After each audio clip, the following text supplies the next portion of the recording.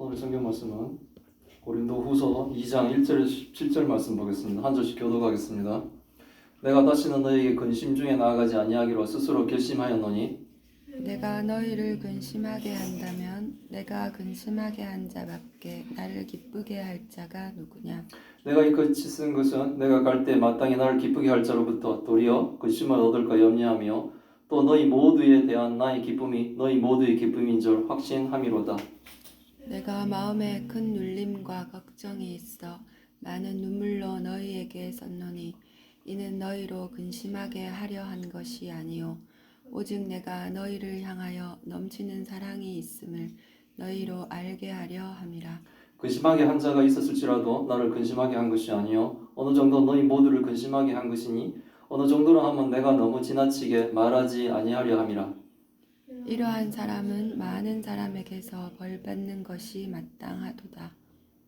그런즉 너희는 차라리 그를 용서하고 위로할 것이니 그가 너무 많은 근심에 잠길까 두려워하라. 그러므로 너희를 권하노니 사랑을 그들에게 나타내라. 내가 범사에 순종하는지 그 증거를 알고자 하여 내가 이것을 너희에게 썼노라. 너희가 무슨 일에든지 누구를 용서하면 나도 그리하고 내가 만일 용서한 일이 있으면 용서한 그것은 너희를 위하여 그리스도 앞에서 한 것이니 이는 우리로 사탄에게 속지 않게 하려 함이라. 우리는 그 계책을 알지 못하는 바가 아니로라. 내가 그리스도의 복음을 위하여 드로아에 이름에 주 안에서 문이 내게 열렸으되 내가 내 형제 디도를 만나지 못함으로 내 심령이 편하지 못하여 그들을 작별하고 마게도냐로 갔노라.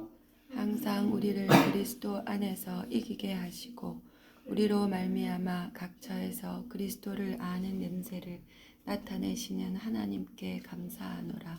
우리는 구원받는 자들에게나 망하는 자들에게나 하나님 앞에서 그리스도의 향기니 이 사람에게는 사망으로부터 사망에 이르는 냄새요 저 사람에게는 생명으로부터 생명에 이르는 냄새라.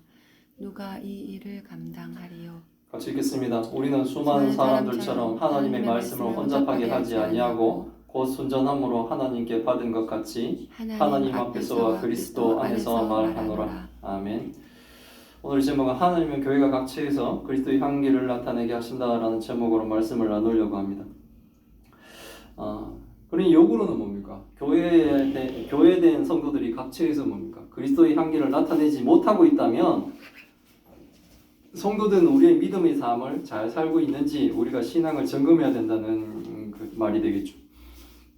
자기의 신앙을 점검해 보는 시간이 또 되시기를 바랍니다. 바울은 고린도 교회를 방문하려고 했던 이 계획을 변경하며 이 편지를 보내고 고린도 교회를 방문하지 않고 드로아를 경유해서 마게도냐로 갈 결심을 하였습니다. 이유는 다시는 근심 중에 고린도 교회를 방문하지 않겠다라고 스스로 결심했기 때문에 그렇습니다. 바울을 기쁘게 해줄 사람은 바울이 근심하는 고린도 성도밖에 없는데 그런 성도들을 근심하게 하는 방문을 하지 않기 위해서 바울은 고린도 교회를 방문하지 않고 변경해서 가지 않겠다는 거죠. 원래는 고린도 교회를 가려고 했죠. 근데 이 근심을 가지고 가지는 않겠다는 겁니다. 가면은 막 야단칠 거기 때문에 사실은 안 가겠다는 것과 같은 거예요. 바울이 고린도 후서를 쓰는 이유는 자신이 고린도 교회를 방문할 때 자신을 기쁘게 해줄 고린도 교회 성도들이 도리어 뭡니까? 바울의 방문으로 근심을 얻을까 염려해서 방문 대신 편지를 쓰고 있다는 거죠. 그리고 바울은 자신의 기쁨이 고린도 성도의 모두의 기쁨인 줄 확신한다는 거죠. 고린도 교회의 성도들의 기쁨이 자신의 기쁨이고 자신의 기쁨이 고린도 성도들과 함께 기뻐하는 그런 일이 되기를 바란다는 거예요. 근데 제 안에서 막 뒹굴고 있는 고린도 성도들에게 회개하지 않은 상태에서 그들에게 갔을 경우에는 징계를 막 하겠죠. 그러니까 그렇게 방문하지 않기를 원한다는 거예요. 그래서 원래는 고린도 교회를 가려고 했는데 그렇게 가지 않고 드로아를 거쳐 마게도냐를 가겠다 이렇게 이제 자신의 방문 계획을 수정하게 되는 거예요. 바울은 고린도전서를 보냈음에도 불구하고 회개하지 않고 계속 뭡니까? 제 안에 있으며 바울을 대적한 자들에 대한 큰 억압과 걱정이 있어서 많은 눈물로 고린도 성도들에게 편지를 썼습니다. 눈물의 편지라는 고린도전서 이후에 고린도전서를 보냈는데도 불구하고 사람들이 회개를 하지 않죠. 회개를 하지 않아서 바울은 어떤 내용인지 모르겠지만 우리가 짐작컨대 굉장히 뭡니까? 큰 책망과 또 회개를 촉구하는 그런 내용으로 추정되는데 그 고린도후서 7장을 우리가 참조해서 추적해 보면 돼요. 우리에게 전해지지는 않습니다만 그런데 그 목적이 그 사람들을 막 야단치고 막 책망하면서 그 사람들에게 고통을 주려고 그렇게 보는 것이 아니라 오히려 그들을 회개하여 구원의 길로 인도하기 위해서 바울의 넘치는 사랑을 알게 하려는 이 바울의 눈물의 편지였다라고 바울은 고백하게 되죠. 막 이렇게 야단치는 것이 사실은 사랑이었다는 거죠. 그래서 눈물의 편지라고 바울이 자기의 편지를 그렇게 명칭을 하는 거예요. 되게 근심이 된 거죠. 저러다가 다 타락하여 고린도 교회가 전부 뭡니까? 구원의 길에서 멀어지는 거 아니신가? 이런 걱정을 하면서 그들이 죄된 것들을 아주 신랄하게 비판하고 또 징계에 대한 요구들을 하는 아마 그런 촉구하는 편지가 아니었는가 이런 생각이 드는 거예요. 그래서 고린도 교회를 근심하도록 한 자가 있었을지라도 그 사람이 바울을 근심하게 한 것이었요 고린도 교회 모두를 근심하게 했다 그러는 거예요. 바울만 근심하게 한 것이 아니라 사실은 뭡니까? 참신자 된 고린도 교회 성도들도 다 근심하게 만드는 거죠. 그러니까 잘못하는 사람 때문에 그 교회가 다 고통받고 있다는 얘기예요. 바울은 어느 정도라고 표현했는데 그것은 바울이 심하게 표현하지 않으려고 하는 것이지 실제로는 그 사람은 뭡니까? 교회 전체를 지금 흔들어 버리고 있어요. 그 정도로 교회에 큰 고통을 그 사람들이 줬다는 거죠. 바울은 이렇게 교회 전체에 고통을 주며 근심하게 한 사람은 교회에서 징계를 하여 벌을 주는 것이 마땅하다고 생각합니다. 하나님은 무조건적인 사랑이 아니에요. 하나님은 반드시 죄에 대한 처벌을 하시는 거예요. 잘못은 반드시 짚고 넘어가시는 게 하나님이에요. 교회도 그렇습니다. 두리뭉술하는 게 좋은 게 좋다고 다 사랑으로 감싸는 것이 아니라 잘못한 것은 반드시 그것을 지적하고 그 잘못한 것을 바로 잡고 해야지만이 교회는 건강하게 성장하는 거예요. 우리도 마찬가지죠. 성도들도 잘못한 것은 반드시 그 죄에 대한 지적이 있어야 돼요. 그리고 죄에 대한 처벌은 반드시 있습니다. 성경은 반드시 죄에 대한 처벌을 한다는 거예요. 그 반드시 처벌하는 것 때문에 예수님이 십자가에 죽으신 거예요. 그 죄를 그냥 넘어갈 수 없기 때문에 예수님이 십자가에 죽으시면서 그 죄의 문제를 해결하셨기 때문에 우리가 뭡니까? 예수 그리스도를 믿음으로 살 수가 있게 되는 겁니다. 그래서 교회를 어지럽게 하고 교회를 힘들게 하고 성도들을 타락하게 하고 하는 그 사람은 반드시 교회에서 징계를 해서 벌을 줘야 된다고 바울은 지금 얘기하고 있는 겁니다. 바울은 고린도전서 5장에서 큰 죄를 지은 사람은 출교라는 이 징계를 해야 된다고 주장을 하였습니다. 그것이 사탄에게 내어준 자 같은 이런 사람도 비록 육신은 멸하더라도 교회에서 쫓아냅니다. 육신을 멸하더라도 그 영은 주 예수의 날에 구원을 받게 하기 위해서 그런 거예요. 그 사람이 구원받을 사람이라면 자신이 징계를 받고 벌을 받으면서 교회에서 쫓겨나는 것은 되게 큰 벌이에요. 최고의 벌이죠. 교회에서 쫓아내는 것이. 교회에서 쫓아내는 것이 가장 큰 벌인데 육신으로서는 뭡니까? 모멸스럽고 치욕스럽기도 하고 징계를 받으면서 기분도 나쁘죠. 하지만 이걸 통해서 하나님의 백성이면 내가 어떤 짓을 했기 때문에 지금 이런 벌을 받는가라는 걸 생각하는 거예요. 그래서 하나님의 사람이 아니면 어떻게 돼요? 교회가 무슨 상관이 있어 하고 떠나버리죠. 자신의 죄에 대한 거나 잘못에 대한 것을 반성하거나 뉘우치지 않고 퉁 쳐버리죠. 그게 바로 심판받을 자의 모습이에요. 불신자들의 모습이에요. 지옥 갈 사람들의 모습이에요. 그런데 하나님의 택함을 결국은 받을 사람은 어떻게 되냐면 지금 뭡니까? 교회로부터 쫓겨나는 그런 모멸감을 느끼고 치욕을 받고 벌을 받고 이렇게 할 때 과연 내가 한 짓이 무엇인가를 생각해 보며 회개를 하는 거예요. 뉘우치는 거예요. 그래서 뭡니까? 결국은 주의 날에 구원을 받을 수 있는 거예요. 그래서 징계가 반드시 나쁜 것만이 아니라 징계를 통해 비록 지금은 뭡니까? 그것 때문에 심한 고통이 따르겠지만 그것으로 인해 오히려 뭡니까? 영혼을 구원받게 하는 일이라는 거죠. 죄를 지어 교회에서 출교되면 그 사람이 구원을 받을 사람이라면 출교라는 큰 징계를 받고 회개를 하여 영혼을 구원받는 그 기회를 받을 것이며 그렇지 않은 사람 같으면 뭡니까? 교회하고 완전히 뭡니까? 별개로 살게 되는 거죠. 죄를 짓는데도 아무런 징계를 하지 않으면 어떻게 되냐면 그 사람은 뭡니까? 교회를 다니는 모습이지만 계속 죄를 짓습니다. 반복적으로 그 죄를 짓습니다. 그리고 죄는 점점 성장합니다. 그리고 죄는 자기 혼자만 짓지 않습니다. 옆 사람에게도 영향을 주게 돼요. 그렇게 막 좋게 뭐 아무렇지도 않은 것처럼 살다가 결국은 뭡니까? 지옥을 갈 거잖아. 하나님을 믿지 않으니까 그런 죄를 계속 짓고 뉘우치지 않고 회개하지 않지 않습니까? 그래서 그렇게 하는 것보다는 오히려 징계를 받고 회개할 기회를 주어 그 영혼을 구원하는 것이 더 좋다라고 지금 바울은 얘기를 하고 있는 거예요. 바울은 교회를 근심하게 한 사람이 바울이 눈물을 편지를 받은 고린도의 많은 성도들에게 충분히 벌을 받았다라고 이제 생각을 합니다. 그래서 바울은 징계받은 사람 이제 그 사람을 용서해야 하고 위로해 주라고 이제 얘기를 하고 있는 거예요. 이게 무슨 얘기냐면 바울의 눈물의 편지를 보내서 바울이 걱정을 내가 너무 심하게 고린도 교회에다 아주 심한 이 그 편지를 보낸 게 아닌가? 자신도 걱정을 할 정도로 그리고 막 고린도 교회 사람들이 너무나 시험에 빠질까봐 걱정을 하면서 보내는데 디도를 통해 전해 들은 소식은 뭐냐면 그 신랄한 비난을 했던 바울의 그 눈물 편지를 받고 고린도 교회 사람들이 회개를 한 거예요. 회개를 하고 거짓 선생이나 이런 사람들을 교회에서 쫓아내고 이런 징계들을 해버린 거죠. 그래서 바울은 이제 그렇게 징계를 하고 이렇게 교회에서 치리가 끝났다면 이제 징계받은 사람을 용서하고 위로하라는 거예요. 왜냐하면 사람을 미워하지는 않는 거죠. 그 죄를 미워하는 거죠, 우리는. 그래서 교회의 치리를 받은 그 사람이 너무 많은 근심에 잠기는 것을 두렵다라고 해요. 왜냐하면 너무 실망해서 그 영혼이 구원받지 못하면 그거 좀 안타깝잖아요. 그래서 그런 얘기를 하는 겁니다. 교회로부터 출교까지 당하며 징계를 받은 사람은 아마도 바울과 바울의 가르침인 그리스도의 복음을 대적하며 교회에 고통을 준 사람이 아마 그런 사람들로 이렇게 추정이 되는데 바울은 직접적으로 자신과 자신의 가르침을 대적한 사람에게도 고린도 교회 성도들이 그리스도께 받은 사랑을 벌받은 자에게도 나타나라는 거죠. 징계는 하고 그리고 징계받은 그 사람은 뭡니까? 사랑해 주라는 거예요. 그러니까 죄를 미워하는 거예요. 우리도 법정적으로 이런 얘기가 있죠. 죄인은 밉되 인간을 미워하지 마라 이런 얘기. 죄인이 미운 게 아니라 그 사람이 지은 죄가 미워 그 사람을 처벌하고 대신에 뭡니까? 그 사람을 미워하지는 않는다라고 하는 말이 있는데 그것처럼 이제 징계가 이루어지고 다 이루어졌다면 그 사람이 영원히 구원받는 것을 우리가 같이 소망해야 된다는 겁니다.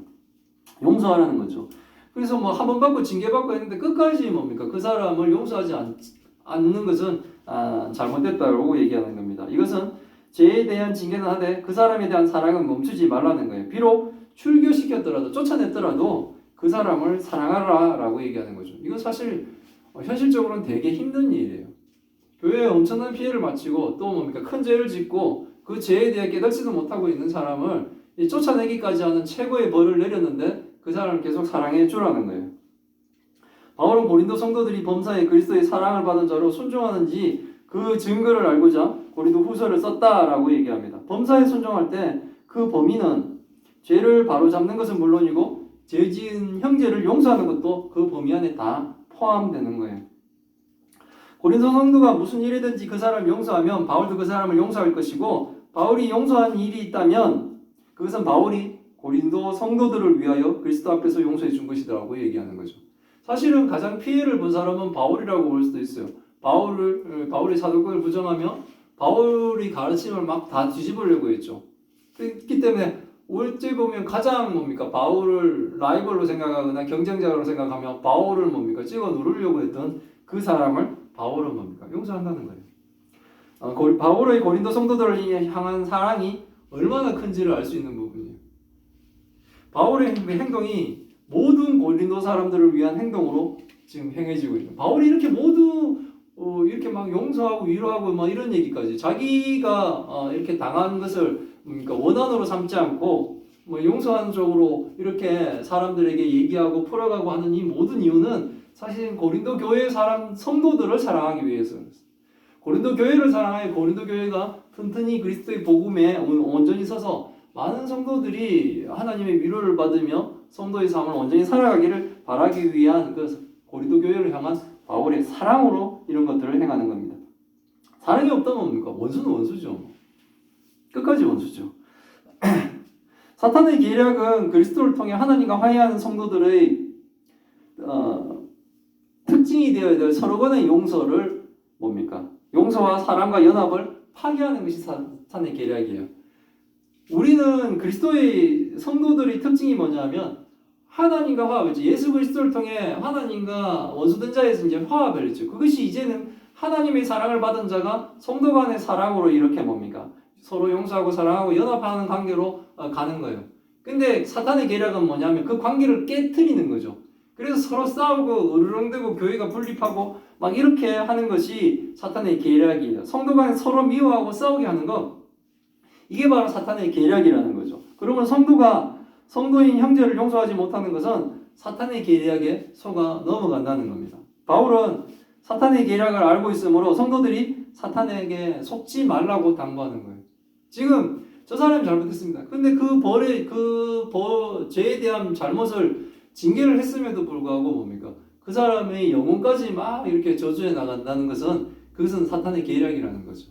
저 사람이 오히려 어떻게 합니까? 벌을 받은 저 사람이 회개하고 돌아오기를 우리는 기대하고 기원한다는 거죠. 그래서 다 같이 구원의 성도로 함께 교회를 섬겨 나가기를 바라는 거죠. 그게 성도의 참모습인데 사탄은 어떻게 합니까? 그렇게 하지 않죠.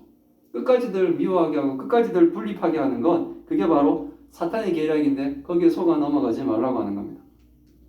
바울은 이제 자신이 고린도 방문 계획이 변경된 그 당시의 상황을 이야기합니다. 바울은 고린도로 갈 계획을 바꾸어 그리스도의 복음을 전하기 위하여 드로아로 갔습니다. 바울이 드로아로 간 이유는 바울이 눈물의 편지라고 했던 편지를 가지고 고린도를 방문한 디도를 만나기 위해 에베소를 떠나서 마게도니아 가기 위해서 드로아에 도착한 겁니다. 드로아에 가니까 선교할 복음의 문이 열렸어요. 그럼에도 불구하고 바울은 드로아를 떠납니다. 이유는 고린도의 편지를 가지고 간 이 디도를 드로아에서 만나기로 했는데 드로아에서 바울이 디도를 만나지 못하니까 바울이 불편한 거예요. 드로아에 막상 도착해 보니까 거기 드로아에서도 다시 선교의 문이 막 열리는데도 불구하고 바울은 지금 고린도 교회의 소식과 고린도에 대한 걱정 때문에 그 마음이 편치 못해서 선교의 문이 열리고 있는 드로아의 사람들과 작별하고 마게도니아로 가게 된 거예요. 그리고 이만큼 지금 뭡니까? 고린도 교회를 사랑하고 있다는 거예요. 이것을 통해 바울이 얼마나 고린도 교회의 안위에 대하여 걱정하고 고민했는지를 짐작할 수 있는 거예요. 바울은 뭡니까? 선교를 하는 것이 그 사람 인생의 낙이죠. 그 일이 막 드로아에서 벌어짐에도 불구하고 그들과 작별하고 마게도니아를 가는 거예요. 마음이 왜? 불편해서. 고린도의 디도를 만나기엔 디도가 드로아에 안 오니까 마게도니아에 바울은 내려가고 디도는 마게도니아로 올라오고 뭐 이런 식으로 해서라도 과연 자신이 눈물의 편지를 보낸 그 고린도 상황은 어떻게 되는가를 듣고 싶어 하는 거예요. 바울은 디도에게 눈물의 편지를 고린도 교회에 전달하게 한 후 그 상황에, 그 이후의 상황에 대해 몹시 걱정하며 궁금했던 거예요. 그래서 고린도 성도들에 대한 걱정이 너무너무 컸던 바울은 선교의 문이 막 열리고 있는 이 드로아에서 선교가 막 되고 있으면 바울은 행복하죠. 근데 그 자신의 그 행복을 놔두고 지금 뭡니까? 드로아를 떠나게 돼요. 마케도니아로 가게 됩니다. 근데 마케도니아에서 디도를 만납니다. 디도를 만난 바울은 디도로부터 문제가 잘 해결된 고린도 교회의 소식을 들으며 하나님께 감사하는 거예요. 완전히 자신의 큰 마음의 짐이 확 풀어지는 느낌이에요. 바울은 하나님은 항상 그리스도 안에서 성도를 이기시게 하는 분입니다 라고 얘기합니다. 결국 하나님이 그 사탄의 모든 계략들, 성도들이 분란되고 서로 미워하고 갈등하고 하는 그 모든 것들을 해결하시고 뭡니까? 바른 그 죄에 대한 징계를 하며 교회가 다시 교회의 모습으로 온전히 섰다는 얘기를 디도로부터 듣게 되는 거예요. 그래서 막 그 모든 것이 다 하나님께 감사가 되는 거예요. 이기게 하시고라고 하는 단어에서는 전쟁에 승리하고 개선장군 행진을 하는 모습이에요. 이것은 로마 그 당시의 사람들 같으면 막 이해가 돼요. 왜냐하면 로마가 정복 전쟁을 많이 했는데 이기면은 그 부대가 제일 앞에 장군을 필두로 막 개선 장군들이 로마 시내를 막 이렇게 행진하는 거예요. 그 제일 뒤에는 뭡니까? 포로로 잡아온 사람 그 포로들과 그리고 전리품 이런 것들을 막 싣고 막 승리한 개선 장군이 행진하는 것처럼 지금 이기게 하시고가 그 단어예요. 그런 의미가 있어요. 그래서 마치 하나님이 성도를 이기게 하면서 로마의 군대가 개선 장군처럼 막 승리한 전쟁에 승리한 군대가 개선 행진을 하듯이 그렇게 뭡니까? 행진하는 것에 바울은 지금 이것을 비유하고 있는 거예요. 하나님이 승리하게 해주셨다는 거예요. 하나님이 그리스도 안에서 항상 성도를 아끼셔서 하나님이 이기게 하시고 성도를 섭리의 행진을 하게 하시며 어디서나 우리로 그리스도를 아는 지식의 향기를 풍기게 하시는 분, 그분이 바로 뭡니까? 하나님이시라는 거예요. 바울은 그런 분께 지금 감사를 드리고 있는 거예요. 하나님은 우리들도 그리스도를 아는 지식의 향기를 풍기게 하시는 분이에요. 그런 하나님께 감사드리는 성도가 되어야 됩니다. 하나님이 우리로 하여금 하나님이 어떤 분인가를 알게 하시고 승리하게 하시는 그 하나님의 향기를 사람들이 전하게 하는 거예요. 아, 하나님은 이런 분이시구나. 고린도 교회를 바르게 세우시는 하나님, 그런 하나님이 우리가 믿는 하나님이죠. 정말 막힌 담처럼 소망이 없는 것처럼 눈물의 편지를 보내는 그 상황에서는 너무나 절망적일 수 있는 그런 상황, 그럼에도 불구하고 사람들을 징계하는 그 편지를 보냈는데, 그러면서 뭡니까? 고린도 전서를 읽어도 꿈쩍도 안 하던 고린도 성도들이 그 눈물의 편지를 받고 이 일들이 다 해결이 되어버린 거예요. 그러니까 승리하게 하시는 그 하나님께 감사드릴 수밖에 없는 겁니다. 바울의 삶은 구원받은 자들에게나 복음을 듣고도 믿지 않아 멸망하는 불신자들에게나 그리고 하나님 앞에서나 그리스도의 향기입니다. 성도의 삶이 마치 구약에서 하나님 앞에 제사 드릴 때 제물을 태워나는 연기와 같습니다. 가장 먼저 그리스도께서 십자가에 죽으시며 모든 것을 하나님께 드렸습니다. 이제 그리스도 안에서 성도들도 모든 삶이 그리스도의 향기로 하나님께 드려져야 되는 겁니다. 그래서 우리의 삶으로 이 전하는 복음을 듣고 믿게 되는 사람이 생기든, 또 뭡니까? 우리 복음을 거부하는 사람이 생기든, 우리는 뭡니까? 계속 각처에서 그리스도의 향기를 나타내며 살아야 된다는 거예요, 성도들은.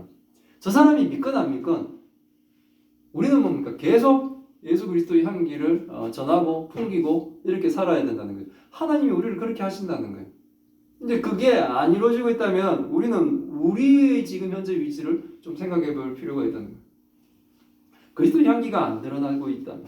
근데 우리는 그리스도의 향기를 전하고 풍겨 나가요. 그 사람이 믿든 안 믿든 우리는 바른 길을 제시해야 되는 거예요. 성도가 전하는 그리스도의 향기는 복음을 거부하는 멸망한 사람에게는 죽음에 이르게 하는 죽음의 향기지만, 예수님은 예수님을 믿는 사람에게는 축복이죠. 그만한 축복이 없죠. 근데 거부하는 사람들에게는 심판이에요. 죽음의 저주죠. 예수님이. 왜? 결국은 예수 그리스도를 믿지 않아 그들은 뭡니까? 지옥 가기 때문에 그렇습니다.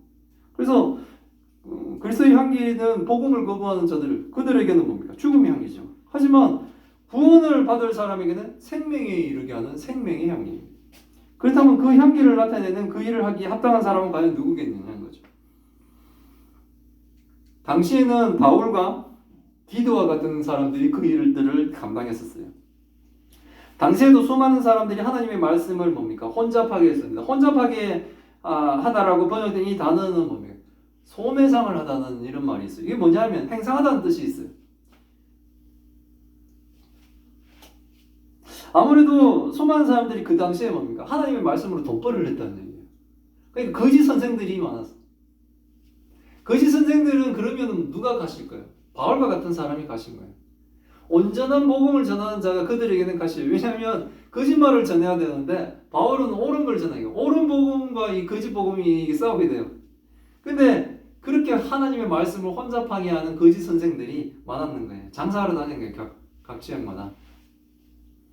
막 이렇게 언변과 하술이 뛰어났겠죠. 그런 사람들, 그런 가짜들이 바울의 사도권을 부정하며 교회를 타락하게 만들었던 겁니다. 그러니 바울은 자신들은 그들처럼 돈 벌기 위해 하나님의 말씀을 팔고 다니는 사람이 아니라고 얘기하는 거예요. 자신들은 하나님의 보냄을 받은 사람답게 순전함으로 하나님께 받은 것 같이 하나님 앞에서 그리고 그리스도 안에서 진실하게 참 복음을 전한다는 겁니다. 지금도 마찬가지죠. 하나님의 말씀으로 장사하는 사람들도 있어요. 막 세계적으로 유명한 책을 쓴 사람도 있어요. 긍정의 힘 이런 거. 그런 사람들도 뭡니까? 사람들의 사랑을 받아 오히려 성공한 사람처럼 보이지만 그런 사람들이 오히려 뭡니까? 행상하는 사람들이에요. 혼잡하게 하는 사람. 하나님의 말씀을 혼잡하게 하는 사람들입니다. 그 정통적인 우리 기독교 안에 있지 않고 오히려 뭡니까? 자기가 뭔가 특출난 것을 발견한 것처럼 막 이렇게 하는 사람들, 그런 사람들, 그래서 사람들이 이목을 끌고 만약에 그렇게 하고 있다면 그 사람은 뭡니까? 혼잡하게 하는 사람이에요. 행상하는 사람이에요. 소매상을 하는 사람이에요. 저도 바울이 사역한 것처럼 사역하길 바랍니다. 돈벌이를 위하여 목사를 하는 것이 아니라 순전함으로 하나님께 받은 성경의 말씀을 그대로 뭡니까? 하나님 앞에서와 그리스도 앞에서 전하는 그런 사역을 하고 싶은 거예요. 그래서 성경의 말씀을 그대로 하나님 뜻이 무엇인가를 그대로 전하기를 원합니다. 제 뜻과 제 사상이 들어가지 않고 온전하고 순전한 하나님의 말씀이 세상에 선포되고 사람들이 그 말씀을 듣고 예수 그리스도를 믿고 또 회개하고 다시 하나님 곁으로 돌아오기를 바라는 거예요. 우리 교회가 각체의 그리스도의 향기를 나타내는 교회와 성도들이 다 되시기를 기원합니다. 막 이렇게 많은 사상과 특히 지금처럼 교회의 권위가 떨어지고 사람들이 교회를 뭡니까? 무시하고 성도들을 아주 우습게 여기고 목사들을 뭐 아주 뭡니까? 사탄의 자식인 것처럼 막 여길 만큼 아주 뭐 인터넷은 난리가 또 아니에요. 목사들 그리고 그런 걸 막 하고 있는 이런 시대에도 뭡니까? 우리는 순전히 오직 예수 그리스도의 하나님의 복음과 하나님의 말씀과 예수 그리스도의 복음의 메인자로 거짓 없이 순전하게 그리스도의 향기를 내는 우리가 어딜 가든지 그런 성도들이 다 되시기를 기원합니다. 아멘. 아멘. 네, 기도하겠습니다. 하나님 감사합니다. 오늘의 말씀을 통해 하나님 뜻을 알게 하시니 감사드립니다. 바울이 고린도 교회를 방문하는 계획을 변경한 것도 고린도 교회를 위하며 죄 지은 사람들을 출교의 징계까지 행함도 모두 교회를 위하고 징계받는 자의 구원을 위함임을 배웁니다. 사사로운 감정이 아니라 그리스도의 향기를 나타내는 삶을 살았음을 배웁니다. 죄를 미워하여 출교에 이르기까지 징계하지만 죄를 범했던 형제를 용서하며 사랑하는 것을 멈추지 말게 함을 배웁니다. 서로를 향한 넘치는 사랑으로 주님을 기쁘게 하는 교회가 되기를 바랍니다. 우리의 삶이 그리스도의 향기를 나타내는 삶이 되게 하옵소서. 우리를 통해 많은 이들이 구원을 받을 수 있기를 바랍니다. 비록 우리가 전하는 복음을 거부하며 멸망의 길을 가는 사람이 있을지라도 우리가 복음을 전하는 것을 멈추지 않게 하옵소서. 우리가 승리케 하시어 개선 행진을 하게 하시는 하나님께 감사하며 살게 하옵소서. 하나님의 말씀으로 돈벌이하는 장사꾼이 되지 않게 하옵시고 하나님의 말씀을 혼잡하게 하지 않게 하옵시고 순전함으로 하나님께 받은 것 같이 하나님 앞에서와 그리스도 안에서 말하게 하옵소서. 하나님 더 큰 병으로 고통받고는 주의 딸들을 기억하여 주옵소서.